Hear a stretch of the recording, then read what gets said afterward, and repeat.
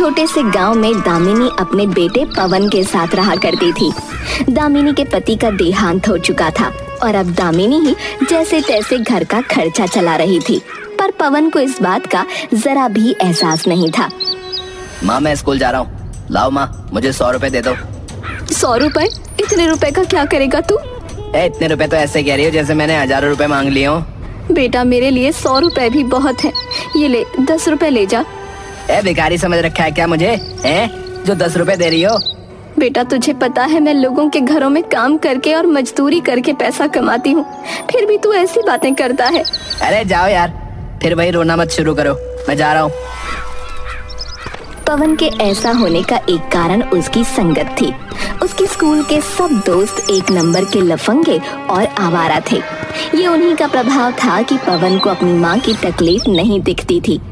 ऐसे ही एक दिन वो अपने दोस्त के पास बाइक देख लेता है तो वो लेने की जिद पकड़ लेता है। माँ मुझे बाइक लेनी है, अब मैं पैदल स्कूल नहीं जा सकता। तेरा दिमाग ठीक है? मैं इतनी मुश्किल से तुझे पढ़ा लिखा रही हूँ, घर चला रही हूँ, तुझे बाइक चाहिए? कहते हुए तुझे शर्म नहीं आती? मैं तब तक खाना नहीं खाऊंगा जब तक मुझे बाइक नहीं मिलती, बता रहा हूँ। पवन की जिद देखकर दामिनी अपना सर पकड़ लेती है। उसे कुछ समझ नहीं आ रहा था कि वो क्या करे, आखिर कैसे पवन को समझाए। पवन 2 दिन तक खाना नहीं खाता। फिर तीसरे दिन उसके घर के सामने बाइक खड़ी होती है। अरे वाह बाइक, माँ आपने तो कमाल कर दिया, ये तो बहुत अच्छी बाइक है, थैंक यू सो मच। पवन बहुत खुश था, लेकिन दामिनी खुश नहीं थी। खुश होना तो दूर की बात, वो तो उल्टा उदास लग रही थी। लेकिन पवन को इस सब से कोई मतलब नहीं था। उसने तो बाइक उठाई और अपने दोस्त राजू को दिखाने निकल गया। राजू ये देख, मुझे बाइक मिल गई। अरे वाह, आखिर तेरा सपना पूरा हो गया, बधाई हो मेरे भाई। गांव में बहुत कम लोगों के पास बाइक है, जिनमें से तू एक है। अब तो चल इसी बात पर गांव का एक चक्कर लगा के आते हैं, सबको पता चलना चाहिए ना कि पवन के पास बाइक है। हाँ हाँ बिल्कुल मेरे भाई। वो लोग बाइक से पूरे गांव का चक्कर लगाते हैं और पवन सबको अपनी बाइक दिखाता है। पर तभी राजू कहता है, पर एक बात बता यार, तेरी माँ के पास इतने पैसे कहाँ से आए जो उन्होंने बाइक खरीद ली? अरे मुझे उससे क्या मतलब है, मुझे तो सिर्फ बाइक से मतलब है। नहीं पवन, तुझे मतलब होना चाहिए, क्योंकि तेरी माँ इतना पैसा तो नहीं कमाती कि बाइक खरीद सके। कहीं उन्होंने कोई गलत काम तो नहीं किया ना? अरे हाँ, इस बारे में तो मैंने सोचा ही नहीं। चल मैं उनसे पूछ लूंगा। तुझे क्या लगता है, अगर उन्होंने कोई गलत काम किया होगा तो वो तुझे बता देंगी? राजू की बातों से पवन के दिल में शक बैठ जाता है और वो निश्चय करता है कि वो अपनी माँ की जासूसी करेगा, ताकि उसे पता चल सके कि इतना पैसा आया कहाँ से। पर हम पता कैसे लगाएंगे? मुझे लगता है हमें उनका पीछा करना चाहिए, पता तो चले कि वो काम पर ही जाती हैं या कहीं और। एक दिन दामिनी जब घर से निकलती है तो राजू और पवन उसके पीछे लग जाते हैं। वो किसी के घर जाने के बजाय जंगल की तरफ जाने लगती है। तेरा शक बिल्कुल सही था राजू, मेरी माँ जंगल की तरफ जा रही है, कुछ तो गड़बड़ जरूर है। बस चुपचाप पीछा करता रहे, अभी पता चल जाएगा कि सच्चाई क्या है। करीब आधा घंटा चलने के बाद दामिनी जंगल के अंदर एक गुफा के पास पहुंचती है। वहां डाकुओं का डेरा था।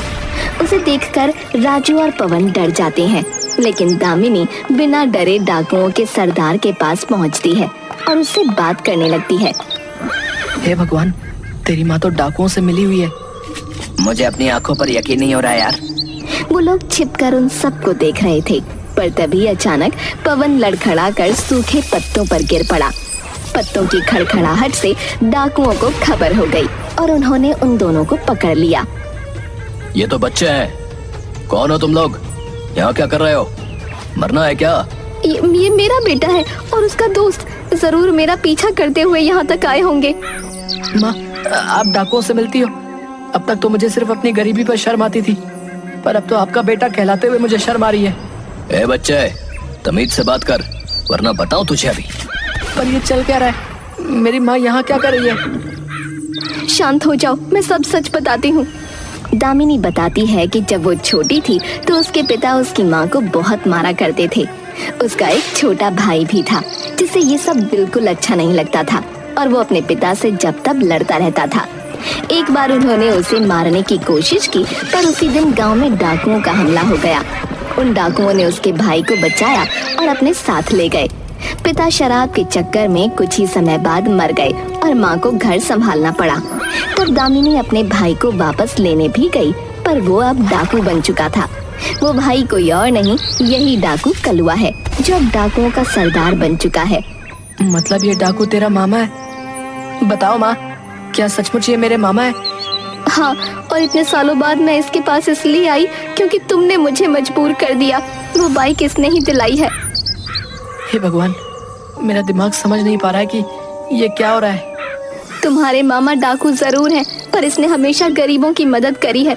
अमीरों से लूट कर गरीबों को देना ही इसका काम है। मैंने तो अब तक मना कर रखा था कि मेरी कोई मदद ना करे, पर तुम्हारी वजह से मुझे इसके पास आना पड़ा। मुझे माफ कर दीजिए मामा, मुझसे बहुत बड़ी गलती हो गई कि मैंने आपको नहीं पहचाना। और माँ, आप भी मुझे माफ कर दीजिए कि मैंने आपको गलत समझा। तुम बिल्कुल गलत चीज के लिए माफी मांग रहे हो। माफी तुम्हें इसलिए मांगनी चाहिए क्योंकि तुमने अपनी गरीब माँ को परेशान किया।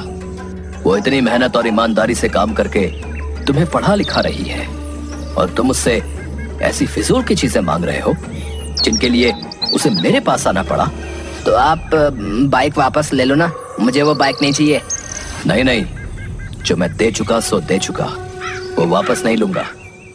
ठीक है, पर मुझे अपनी गलती का पश्चाताप करने का मौका दीजिए। मैं चाहता हूँ कल रात का खाना आप हमारे घर हमारे साथ खाओ। क्यों माँ, सही रहेगा ना? अरे नहीं नहीं, इसकी कोई जरूरत नहीं है।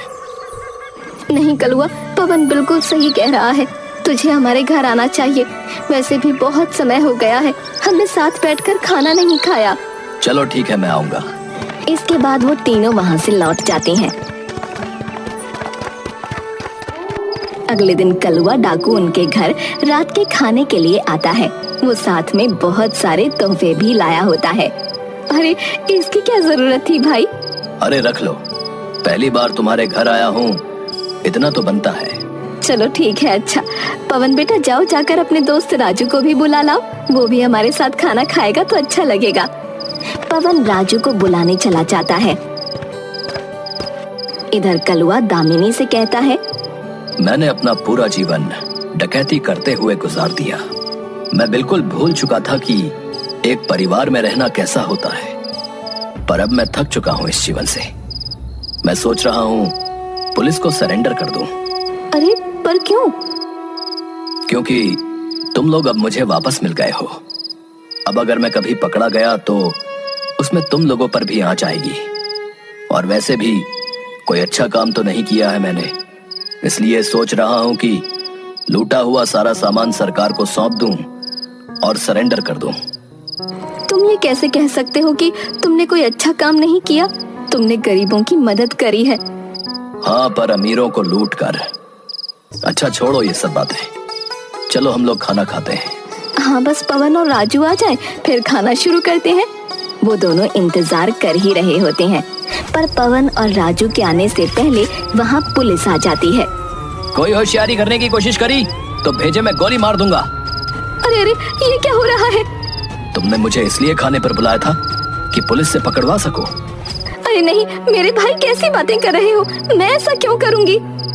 घुटनों पर बैठ जाओ और हाथ ऊपर कर लो। दामिनी और कलुआ दोनों को समझ नहीं आ रहा था कि ये क्या हो रहा है। पुलिस को आखिर खबर किसने की? और तभी पवन और राजू घर में दाखिल होते हैं। पता चलता है कि उन दोनों ने ही पुलिस को बुलाया था। क्या ये सच है कि तुम दोनों ने पुलिस को बुलाया? हाँ, ये डाकू है और इसको जेल में ही होना चाहिए। पवन ने बिल्कुल सही कहा। हम वैसे भले चाहे कितने भी शरारती बच्चे हों, लेकिन इतना तो जानते हैं कि डाकू कितने खतरनाक होते हैं। ये सुनकर कलुआ हंसने लगता है और दामिनी रोने लगती है। तूने बहुत गलत किया पवन, बहुत ज्यादा गलत। तू कम से कम मुझसे तो एक बार बोलता। इतना बड़ा फैसला अपने आप ले लिया। मुझे पता है आप मेरी बात नहीं मानती, और आप रो क्यों रही हो? ये भले आपका भाई हो, पर है तो एक क्रिमिनल ना। वाह भांजे वाह, मान गया तुझे। मैं आज तक किसी से नहीं हारा, पर अपने ही भांजे से हार गया क्योंकि मैंने भरोसा किया। लेकिन बेटा, मुझे कैद मंजूर नहीं है। ये कहकर कलुआ उठ खड़ा होता है और एक हवलदार की बंदूक छीन लेता है। पुलिस और उसके बीच झड़प शुरू हो जाती है।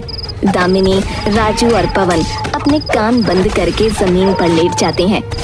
करीब 5-10 मिनट तक वो मुठभेड़ चलती रहती है और अंत में कलुआ उसमें मारा जाता है। हाय मेरा भाई, वो इस जिंदगी से थक चुका था। वो लूटा हुआ सारा सामान सरकार को सौंपना चाहता था, सरेंडर करना चाहता था।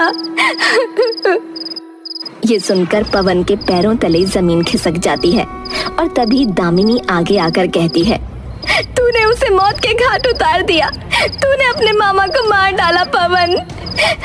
मैंने? हाँ तूने, तू ही इसकी मौत का जिम्मेदार है। मैं तुझे कभी माफ नहीं करूंगी, कभी माफ नहीं करूंगी। पवन को दामिनी की बातें सुनकर बहुत बुरा महसूस हो रहा था। उसे अपने हाथों पर लगा हुआ कलुआ का खून दिख रहा था। उसे पछतावा हो रहा था कि उसने अपने मामा को बदलने का एक मौका तक नहीं दिया, पर अब कुछ नहीं किया जा सकता था। कलुआ की लाश उन सब के सामने पड़ी थी और वो सब जिंदा लाश बन चुके थे।